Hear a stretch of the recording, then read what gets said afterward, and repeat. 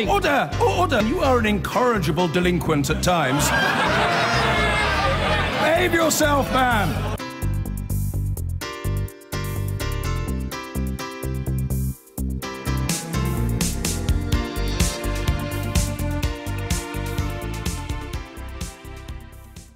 The Democratic Unionists have signed a deal with the Conservatives to support Theresa May's minority government. After 2 weeks of negotiations, the deal was signed by the Conservative Chief Whip, Gavin Williamson, and Sir Geoffrey Donaldson from the DUP. Prime Minister said the agreement was a very good one, while the leader of the DUP, Arlene Foster, said she was delighted. As part of our policy agreement, both parties have agreed that there will be no change to the pensions triple lock and the universal nature of the winter fuel payment across the United Kingdom. We are agreed to meet the NATO commitment of spending 2% of GDP on the armed forces, and we are further committed to the Armed Forces Covenant and to its implementation throughout the United Kingdom.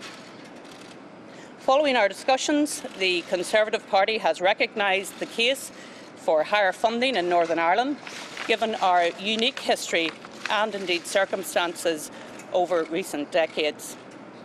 The UK Government will publish, as an annex to our agreement, the details of financial support that will be made available to Northern Ireland. Our aim in these negotiations has been to deliver for all of the people of Northern Ireland, and the support measures which we are announcing will be to the benefit of all our people. They will boost the economy and invest in new infrastructure, as well as investing in the future of our health and education sectors and a range of other measures. We welcome this financial support of £1 billion in the next 2 years, as well as providing new flexibilities on almost £500 million previously committed to Northern Ireland. Bit more on the detail of the deal. Here we go for you. The confidence and supply agreement means the DUP will support the government on key votes such as the Queen's speech and also on the budget. As part of the agreement, there'll be an extra £1.5 billion in funding for Northern Ireland over the next 2 years. £1 billion extra funding in addition to the £500 million for infrastructure. £400 million, we'll break that down for you. £400 million infrastructure, £200 million for improving health services. It was also agreed that there won't be a change to the pensions triple lock, which the Conservatives had pledged to downgrade in their manifesto. The winter fuel payment will also stay as a universal benefit instead of being means tested. There was a commitment to maintaining spending of the 2% of GDP on the armed forces and a recognition of the need to restore devolved government in Northern Ireland. Straight to Downing Street and our correspondent David Blevins. Of course, that hidden cost of that triple lock as well, £45 billion over 15 years. It's a lot of money. Yes, and I suppose the fact that the DUP are taking credit for it is an indication of just how much the Prime Minister has been prepared to lose face in order to secure their support and prop up her minority government. And make no mistake about it, this deal takes the Democratic Unionists right to the heart of the British government, because hidden in the detail, Kay, is the establishment of a coordination committee that brings together Tory and DUP MPs. What that means is the Northern Ireland MPs will have advance sight of and the opportunity to influence legislation that's going to come before the House and to influence things like Brexit. It is to some extent a sort of Northern Irish subcommittee of cabinet. So this is a very good deal for Arlene Foster when you combine that with the total of £1.5 billion in cash. Nonetheless, the Prime Minister is still trying to put a brave face on it. Theresa May said, "I welcome this agreement, which will enable us to work together in the interest of the whole United Kingdom, give us the certainty we require as we embark on our departure from the European Union, and help us build a stronger and fairer society at home. In the interests of transparency, the full terms of the agreement have been published." And don't miss the last couple of lines of the agreement. It's talking about the review that can take place at the end of each session of Parliament. So in 2 years' time, you could see Arlene Foster back here on the steps of Number 10 asking for even more money to prop up a Tory government, providing they're still in Number 10 by then. Yeah, I wonder what the SNP are going to think about that. They're not best pleased as it is, are they? Well, there's been so much talk about how the British government can possibly add this amount of money to the block grant, what the Treasury distributes in Northern Ireland, without going through the Barnett formula, the mechanism by which they distribute those funds fairly across all regions of the UK. When I asked that question this afternoon, a source very close to these negotiations told me it's because the Barnett formula is just advisory. In other words, it's just a convention rather than something enshrined in law. That's not going to go down well in the other regions. The Welsh First Minister has described this deal as a bung, and Ian Blackford, who leads the SNP here at Westminster, has described it as shabby. I think it's important that there's fairness throughout the United Kingdom. Every part of the United Kingdom should be treated fairly.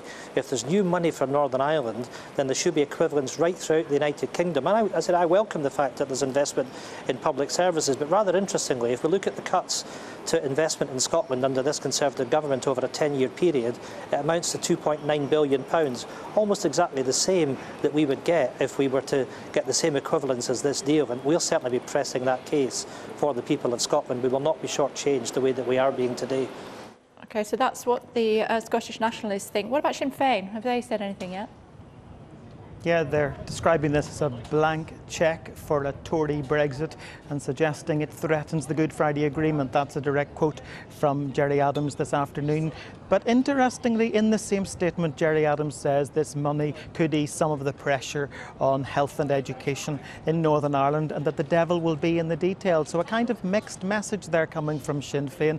And certainly this does pile pressure on the Northern Ireland parties to get their act together this week, to get devolution back up and running before the deadline, so that it is local ministers who are administering this cash, not ministers under direct rule. One other very small point. Lots of people are suggesting that the agreement means that there has to be a devolved government in place before this money becomes available to Northern Ireland. That is not my understanding. It's my understanding that it refers to the special circumstances in Northern Ireland, meaning that if they don't get a deal by Thursday's deadline, the money will still come to Northern Ireland to be administered by direct rule ministers, Kay. Understood. For now. David, thank you. Straight to the House of Commons, where the First Secretary of State, Damian Green, is making a statement on the government's deal with the DUP. Which benefits all parts of the United Kingdom. To support this agreement, the government will chair a coordination committee involving both parties. As members of this House are well aware, and as our manifesto made clear, the Conservative Party has never been neutral in expressing its support for the Union. As this agreement states, Her Majesty's Government remains fully committed to the Belfast Agreement and its successors. This means we will continue to govern in the interests of all parts of the community in Northern Ireland. These confidence and supply arrangements in no way affect our steadfast commitment to see the re-establishment of an inclusive Northern Ireland executive by this Thursday. The Government will do everything in its power, working alongside the Irish Government, to bring the talks process to a successful conclusion in the short time which remains. Mr. Speaker, both the Government and the DUP recognise the unique circumstances of Northern Ireland's history and the effect this has had on its economy and people from all parts of the community. This Government is resolute in its determination to deliver for the whole of the United Kingdom. In recognition of our commitment to support growth across all parts of the United Kingdom, we have agreed to provide additional support for the people of Northern Ireland. I hope this part of the agreement will play a positive role in the efforts to re-establish devolved government. Funding would go to a restored Northern Ireland executive in the same way as the £2.5 billion of financial support and flexibility, which was made available to the executive through the 2014 Stormont House Agreement and in 2015 through the Fresh Start Agreement. The Government supports further cooperation with the Northern Ireland Executive on infrastructure development in Northern Ireland. The UK Government will allocate £200 million per year for 2 years.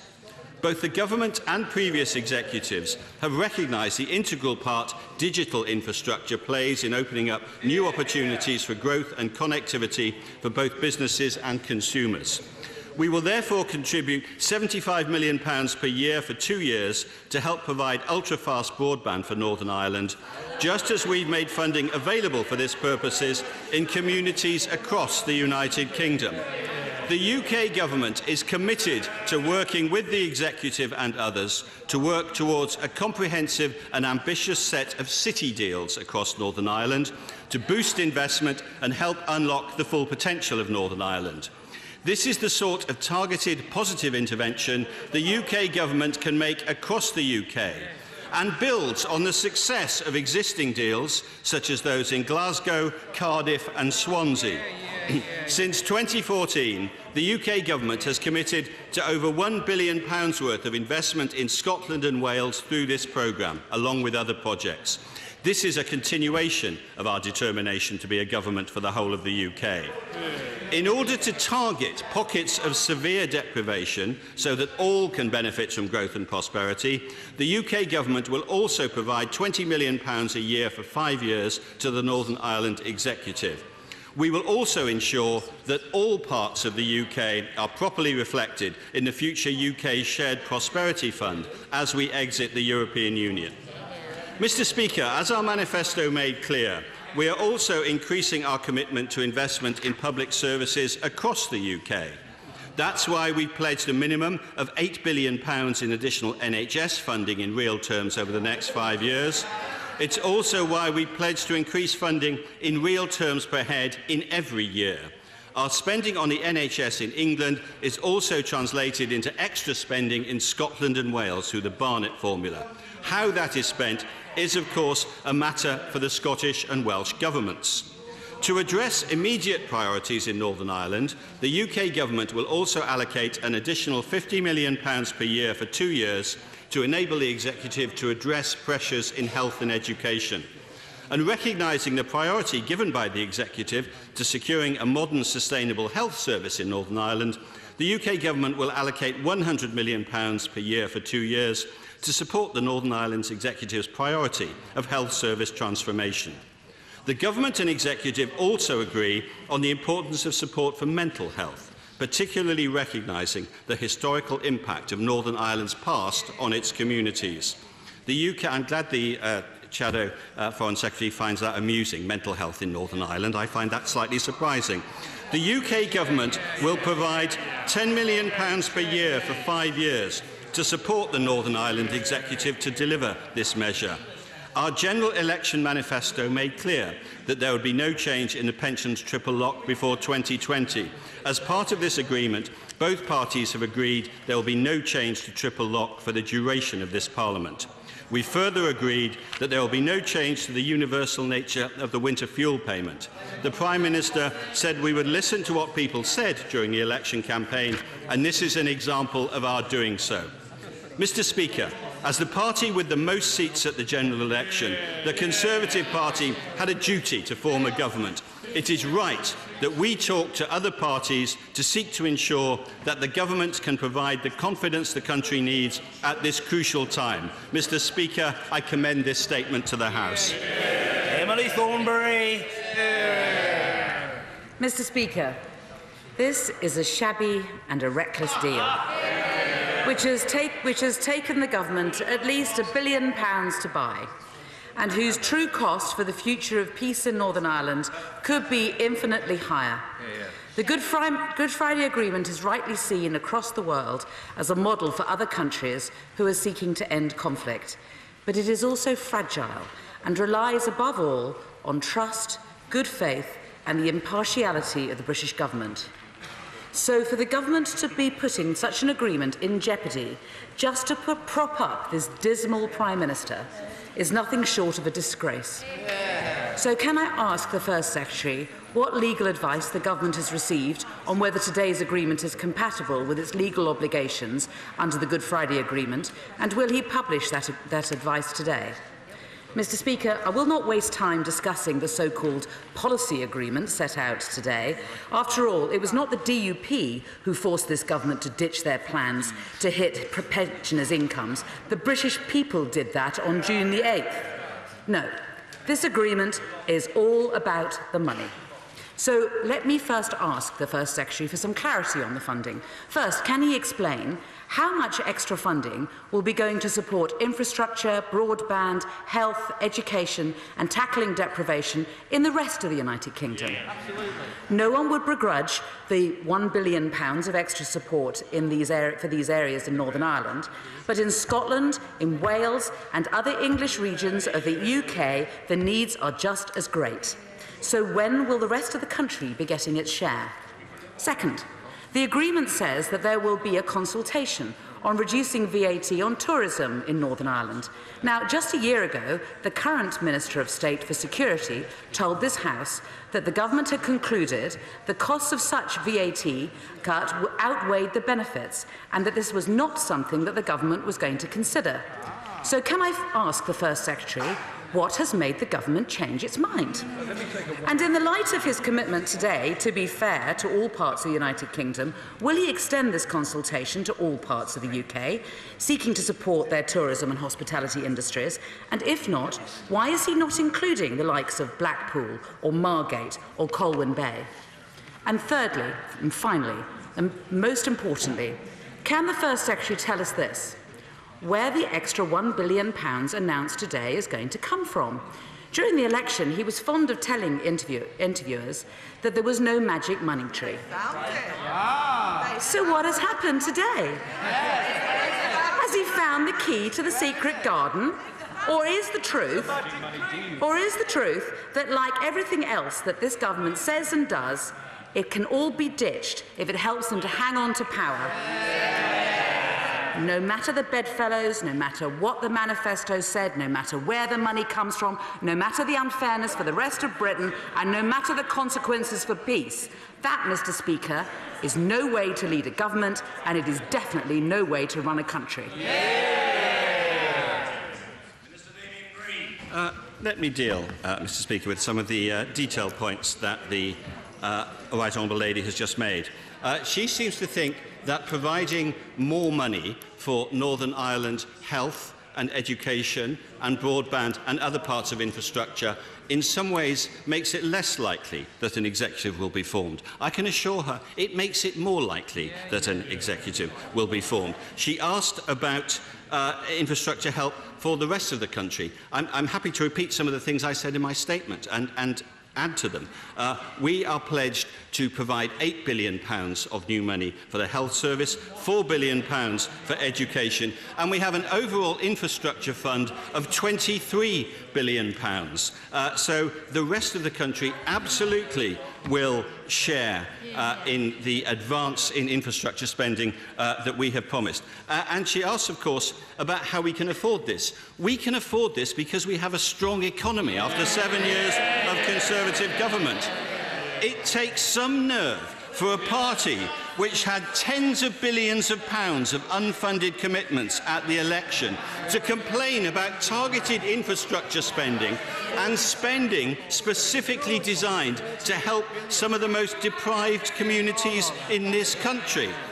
The party opposite also had a pledge to nationalise half of British industry, and they said that wasn't going to cost any money because although they would borrow the money, that didn't count as borrowing because they would pay it back out of the profits of the industry. So I've got two things to say to the Right Honourable Lady. First of all, if you borrow money, it's still borrowing. And secondly, after 6 months of a Labour government running an industry, there wouldn't be any profits to pay back any of the borrowing. And I think where she is fundamentally wrong is the thought that this doesn't help what is a hugely important week for Northern Ireland to try and make sure we restore proper, devolved democratic government to Northern Ireland.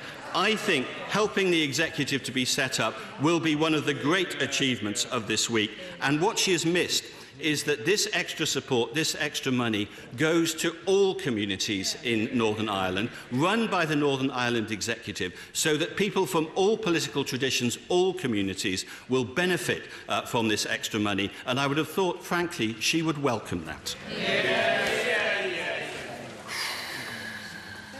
The good doctor, Dr. Julian Lewis. In the discussions with the Democratic Unionists, did my right honourable friend make any progress on the question of protection for former service personnel who still face the possibility of prosecution many years after fatal incidents in the period of the Troubles? Well, I'm grateful to my right honourable friend for that question. The answer is yes. We seek to ensure proper fairness in the issue he raises and other legacy issues. And I'm sure that the agreement that comes out of our talks with the DUP will help advance a balanced and fair solution to those issues. Pete Wishart. Mr. Speaker, this is quite simply a pathetic, grubby little deal demonstrating all the worst excesses of pork barrel politics, designed to prop up a government without a majority and increasingly without any credibility whatsoever. We now know that £1.5 billion is the price that this country will have to pay to keep the shambolic government in power. This was a government that warned of a coalition of chaos, but this is much, much worse than that, as these social conservatives in the DUP now exact their price from this government.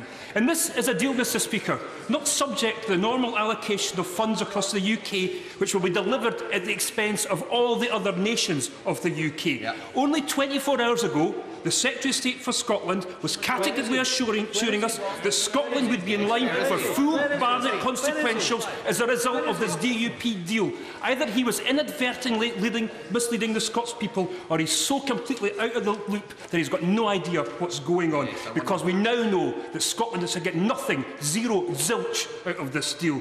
So can I ask the Secretary of State, what representations has he received from the Scotland office or any of these other new Scottish members of Parliament that laughingly said they would stand up for Scotland?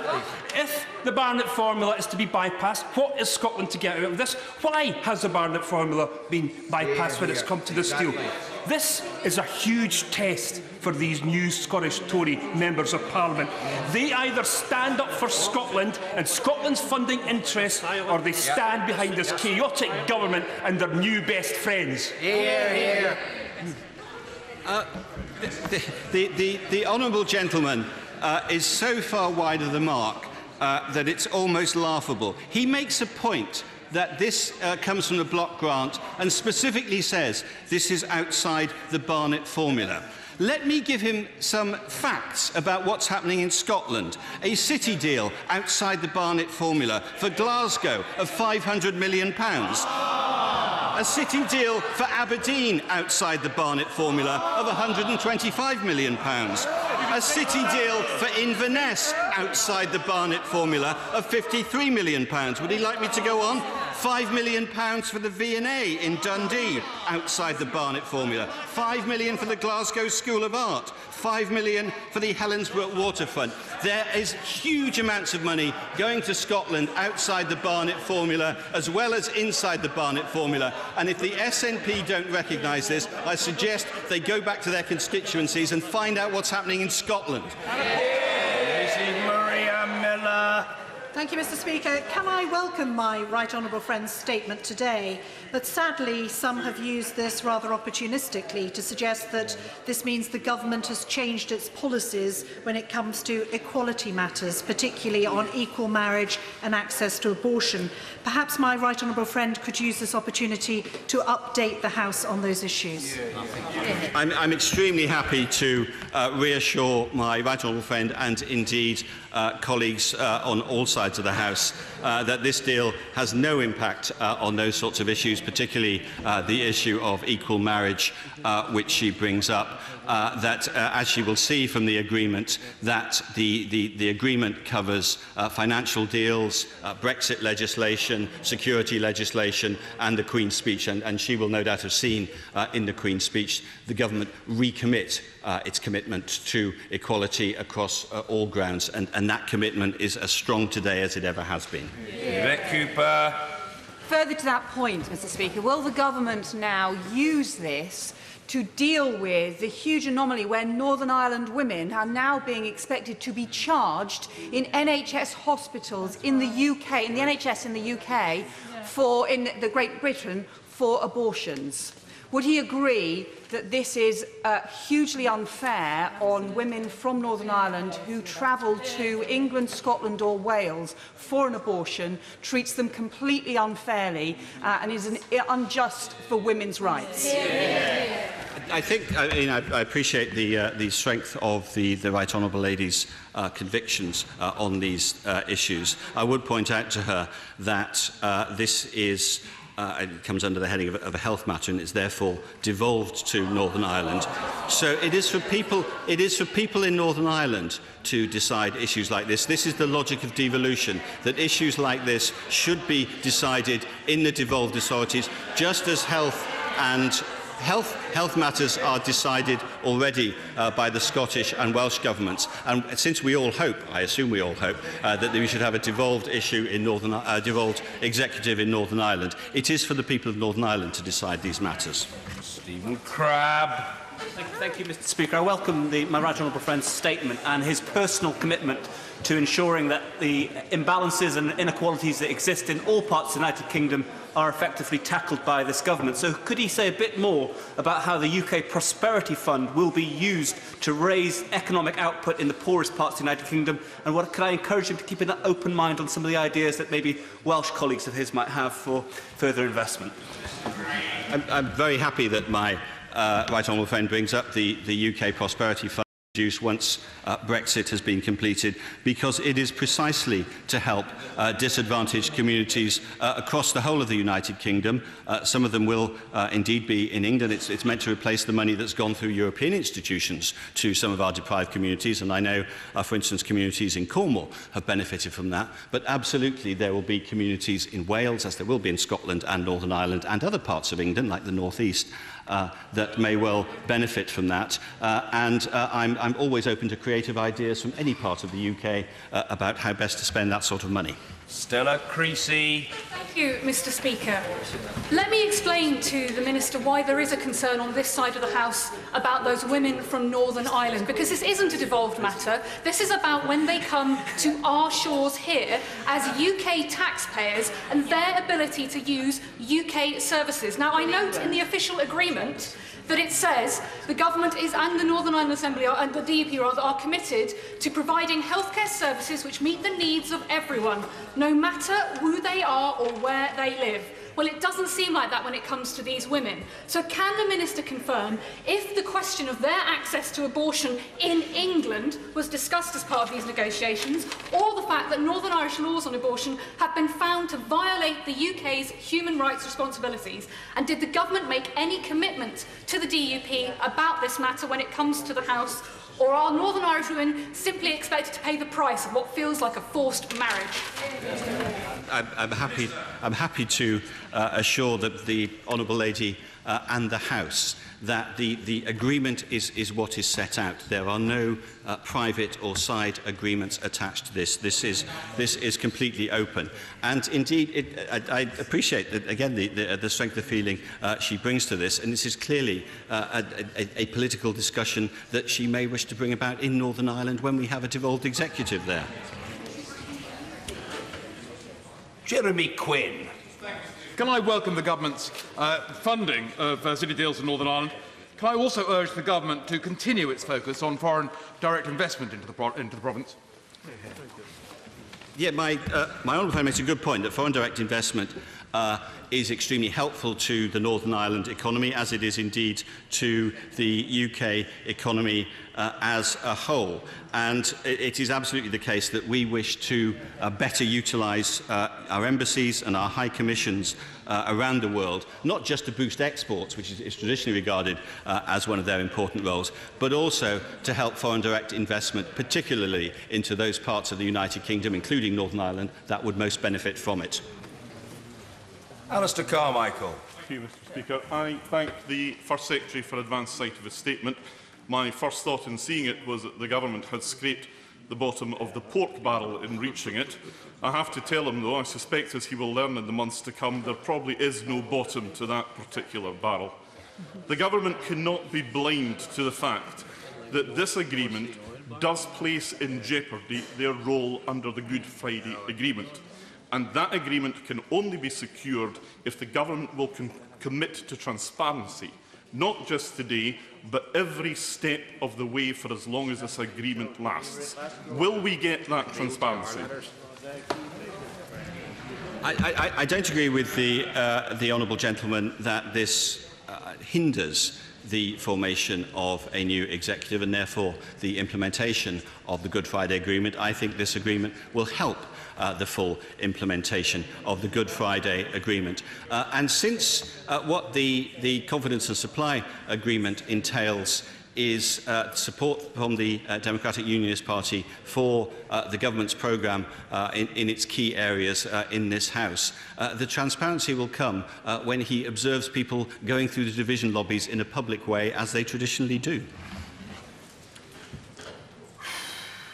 James Duddridge. Thank you, Mr. Speaker. In welcoming the additional votes the DUP bring, can I criticise the government in not being bold enough? As the Labour frontbench moved to the backbench and the backbench moved to the frontbench, that left a lot of Labour members of Parliament disaffected. A number of people that didn't identify with themselves as Leninists, as Marxists, many not even identifying themselves as socialists. Could we send out a warm offer for those discontented members opposite to vote with us in the lobbies to deliver this Queen's speech?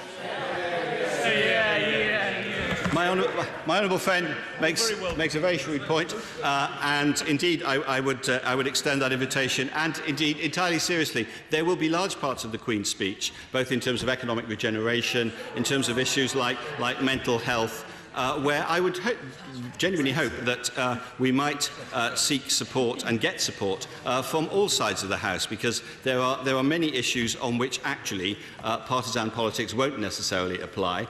Some of them are included in the bills in the Queen's speech, and I look forward to men and women of goodwill from all sides of the House supporting those bills. Mr. Nigel Dodds. Speaker, can I warmly welcome the First Secretary's statement today? And it is a good agreement for the United Kingdom of Great Britain and Northern Ireland, and it's a good agreement for all of the people of Northern Ireland, and in particular the money for mental health, and in terms of hard-to-reach areas, all of the money that has been outlined is for every section of the community in Northern Ireland. This is a deal that delivers for all of the people of Northern Ireland. We commit to transparency. We are very open to that, and someday I'd like to think we might publish all of the correspondence and conversations we had in 2010 with the Labour frontbench, and in 2015 with the Labour frontbench, and indeed with the SNP as well. There's a bit of news. Because some of the faux outrage that we have heard is hypocrisy of the highest order. So, Mr. Speaker, we look forward to working with the Government over the course of the next 5 years to deliver a strengthened union of the United Kingdom, to deliver Brexit, to deliver prosperity to all parts of the United Kingdom, and most of all to protect and defend our country at home and abroad. I of course, welcome completely the words of my right honourable friend. And he and I have spent more time together over the past few weeks than has been our wont in the past, and it, I can assure him, has been a life-enhancing experience at all times. And I very, very much welcome the support of him and his colleagues on those benches, so that we can, as he says, strengthen the union, strengthen the economy in all parts of this country, get a Brexit deal that works for the whole of this country, and provide us with a confident government to go through for the next 5 years. Mark Harper. Mr. Speaker, can I welcome what my right honourable friend has set out? The most important thing which he mentioned in his statement was getting the devolved institutions back up and running.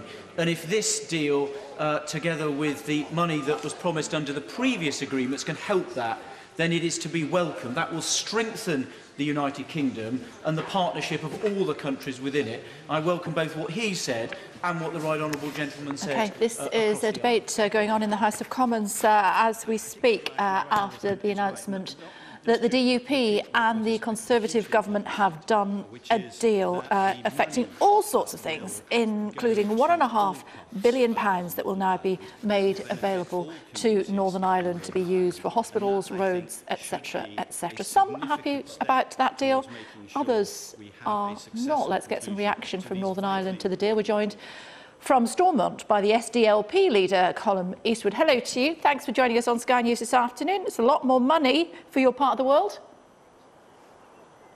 Yes, and we always welcome money to Northern Ireland, but people have to understand, of course, it's important that we are able to properly invest in our infrastructure and our public services. We'll be making all of the arguments to make sure that's done properly, because over the past 10 years we would argue that it hasn't been. Of course, we're engaged at the minute in a process of trying to make sure that we actually have a government to spend that money, and we hope we can get that done this week. We're trying to be very proactive and positive as to how we do that, but we'll see where it goes. So what are you objecting to? Well, we of course, from our perspective, we would like to see no Tory government at all, but we have one now. We have one with the support of the DUP. We're very concerned that that could mean that the British government won't use its influence properly with the DUP when these negotiations get to a critical point. But the electoral maths is what it is, and we have to deal with that reality. We now have a new financial package for Northern Ireland. We're engaged in a negotiation with other political parties to form a government. We'd like that government to be formed, but we'd like the government to properly invest in roads and infrastructure and our health service to make sure that we have a government that actually lasts and doesn't collapse again under pressure. Sinn Féin have said that potentially there are all sorts of issues with the peace agreement as a result of this deal being done between the DUP and the Conservative government. Is that a step too far? Well, I don't think we should overstate it. It is obviously of deep concern that when we get to the early hours of one of the nights this week when this deal might be done or might not be done, the DUP will be needed to be put under pressure from the British government. And if the British government are somehow beholden to the DUP because of this deal, and that creates a problem for this process. But we have to try and approach this in a positive way. It has now happened. We have to get on with it. I'd prefer that it hadn't happened, but our job here is to take some responsibility for ourselves and try to get a government formed for all of our people. One of the issues that we were just hearing about debated in the House of Commons, particularly from women in the Labour Party, Yvette Cooper amongst others, Stella Creasy another one as well, talking about women's rights and women's rights to abortion, women from Northern Ireland coming over to the United Kingdom for that to happen. Just remind us of the SDLP view on that. Well, the SDLP is a pro-life party, and of course that's an issue that has devolved to Northern Ireland. The 1967 Act is one in which all of the major political parties oppose being brought in Northern Ireland. It is an issue that is being discussed, hopefully in the next Assembly, because there are some issues within all of that that need to be discussed and need to be ironed out. There's a report done by a working group that reported to the last executive that hasn't been reported to the Assembly or to the public yet. We want to see what that group of experts says, and then we'll take a judgment after that. Okay, so is it their view on gays or on gay marriage, or is it their views on Brexit, or is it their views on climate change that people in the United Kingdom should be perhaps more aware of? I suppose we've been concerned about those issues for a long time. The DUP's position on Brexit is shocking, given the fact that Northern Ireland is the area most affected by Brexit, most potentially devastatingly affected by Brexit, and the DUP were on the wrong side of that argument. They were against the majority of people here. When it comes to gay marriage, they're on the wrong side of that argument as well. And when it comes to climate change, some of their people, I think, are living in at a time of a couple of centuries ago, not the 21st century. But we have to do our best in Northern Ireland to make sure that we have a government that doesn't just leave the governance of Northern Ireland to the DUP and the Tory party. That would be a big mistake for us. Yeah, I suppose if Sinn Féin took their seats in the House of Commons, then it wouldn't be an issue. I suppose you could ask them, implore them to do that today? Well, I have done that. I've done that repeatedly. I think it's very unfortunate that we have 7 seats in Westminster where people don't even bother to turn up and do the job. I think that's a very unfortunate position. It's Sinn Féin's position. It's not our position. In fact, we're now, for the first time in a long time, in a situation where there is no constitutional nationalist voice coming from Ireland at the heart of Westminster. And when Sinn Féin have told us time and time again, particularly over the last few weeks, that it doesn't matter whether or not you take your seats, well, I think the DUP have proven today that it matters very, very much. Good to talk to you. Thanks for joining us on Sky News this afternoon.